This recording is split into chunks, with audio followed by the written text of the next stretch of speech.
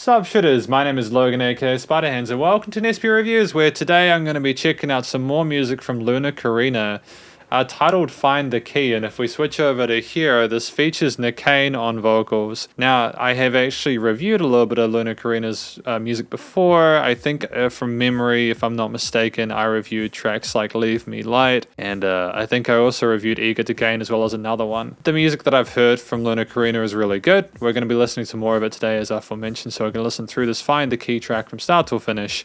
We're going to hear what we think. Let's go. And shum.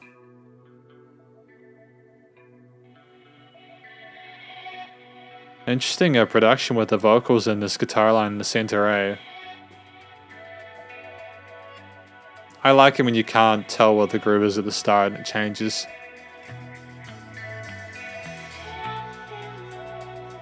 Great dynamic range to the recording. I can tell they're not at full loudness yet.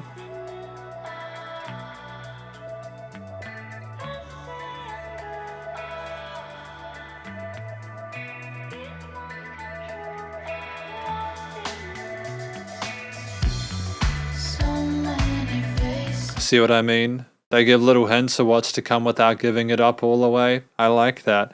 I like that a lot. Well done, Luna Carina. Great texture and timbre to the ladies' vocals. You know, the kicks are nice and punchy and side-chained well.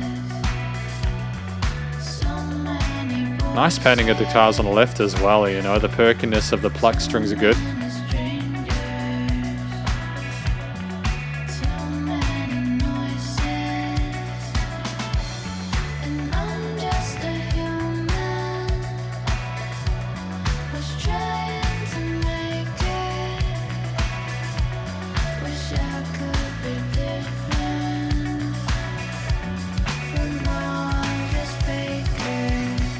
Wish I could be different for now, just fake it. Interesting lyrics, interesting way of, I'm never quite sure how to describe that vocal style where we're kind of got a smoothness and kind of a somber delivery of these words, which matches well with the what's being spoken about in the story and the emotional kind of response you'd feel that would match that. It's good. Everything with the vocals makes a lot of sense. There is an airiness and a cloudiness to these guitar parts and the synth pad or whatever else we've got going on here. The drums, whilst punchy, are still nice and supportive in that groove.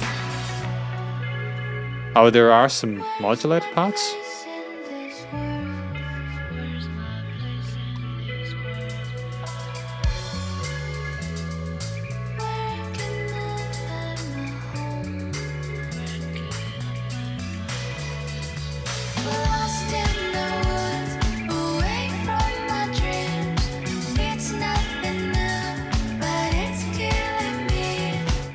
Yeah, it's kind of fairy and very like spiritual ethereal vocal performance here. I like the filtering of the drums there as well for a moment there.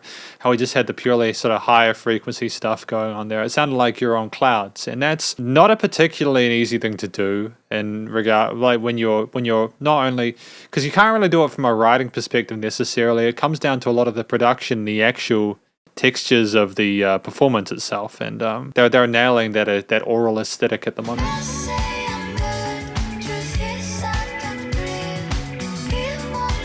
Bassline is nice and colourful as well. Nice arpeggios on that.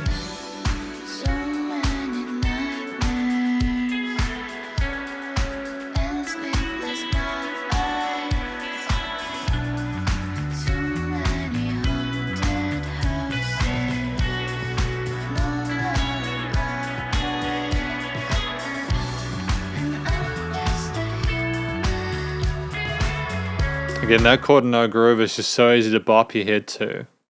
There's a similar phrasing to the rhythm of the vocals in here, kind of mesmerizing, isn't it? The jangly guitars on the right are really pretty as well. Little ideas that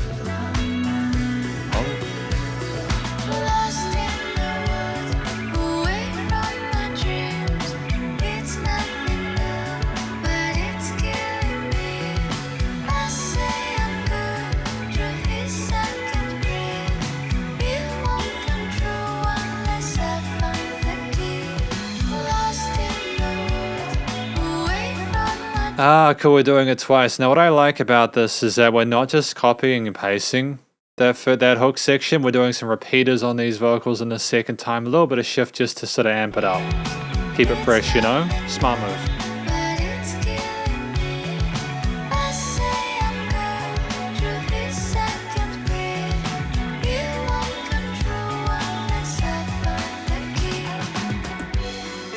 Really fascinating drum fill there as well. I like the articulation of that. We're not just going for eighths, boom, boom, boom, dun, dun, dun.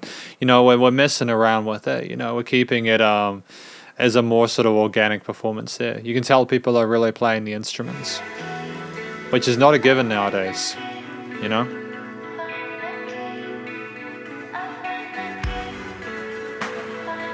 Oh, some sequences there, coming in and out, oscillating. Cool, cool.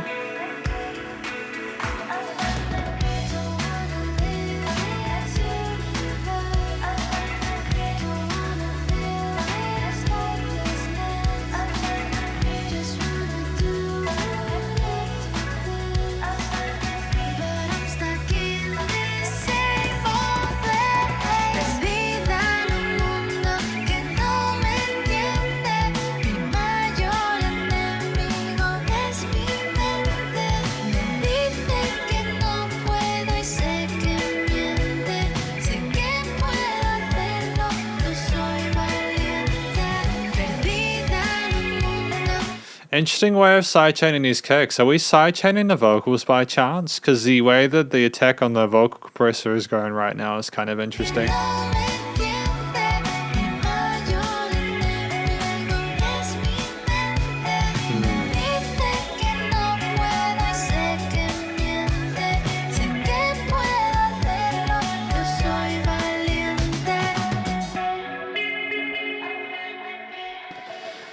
A very misty forest kind of feel to this track.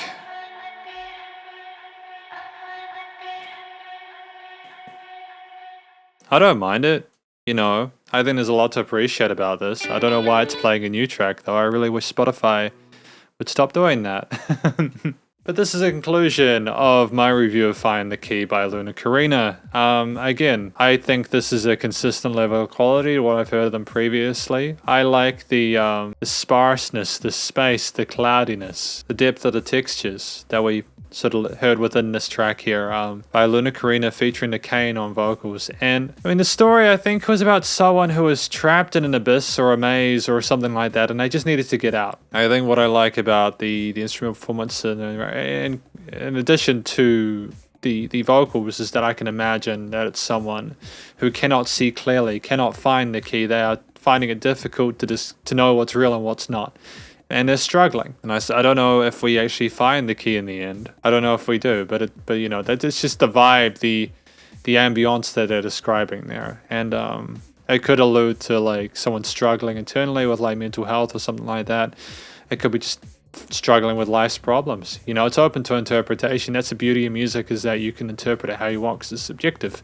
Aside from if someone's like not like blatantly telling you what it is. But that's the beauty about context, man. To find the key though, aside from the story itself, Nekane's vocals are stunning, very pretty, gorgeous voice, that kind of that light fluffy texture that fits really well with the way these guitars were set up, the bass and the drums and everything like that, and the synths. I've got no real complaints about it. We had great vocal technique, hit all the right notes, you know, no complaints whatsoever about that, you know.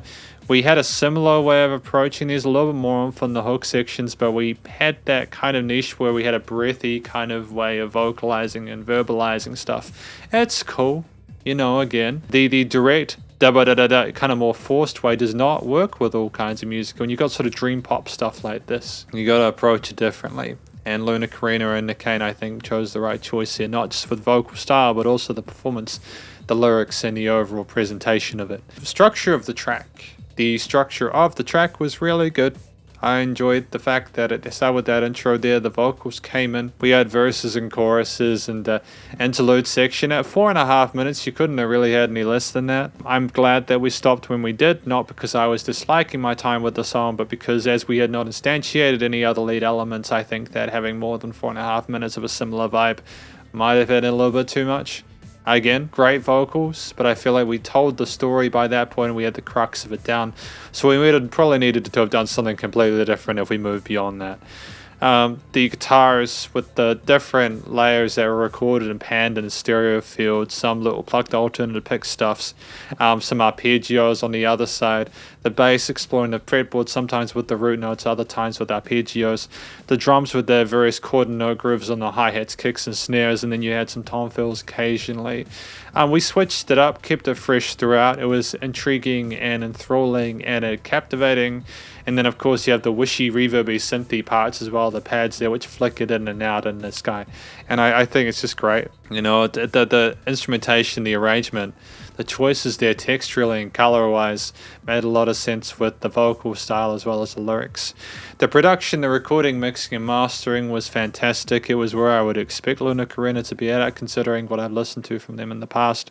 They don't typically disappoint on that front.